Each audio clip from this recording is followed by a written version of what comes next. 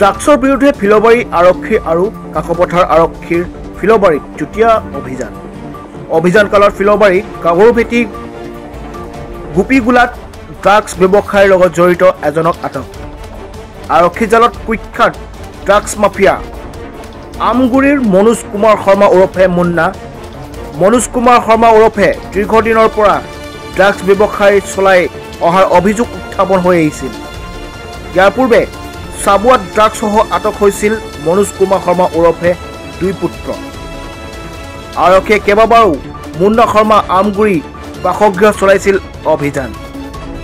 আৰক্ষীয়ে অভিযান চলোৱাৰ সময়ত আৰক্ষীক বুঢ়া আঙুলি দেখুৱাই ঘৰৰ পৰা পলায়ন কৰিছিল ড্ৰাগছ মাফিয়া আমগুৰিৰ মুন্না শৰ্মাই। আৰক্ষীৰ দলটোৱে ড্ৰাগছ মাফিয়াৰ পৰা জব্দ কৰিছে প্ৰায় 12 গ্ৰাম সন্দেহযুক্ত ড্ৰাগছ।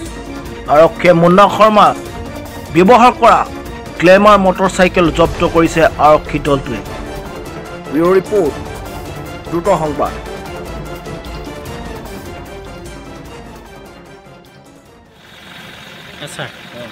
আজি আমাৰ ইনফৰ্মেশ্যনৰ যোগেদি এটা NDPS তাৰমানে ড্ৰাগছৰ সৰবৰাহকাৰীক ধৰিব পৰা সক্ষম হৈছোঁ। আমি কাকপথাৰ ওচি আৰু আমি ফিলবাৰী ওচি আমি মিলি ইয়াতে ধৰিছোঁ মনোজ কুমাৰ শৰ্মা বুলি এজনক।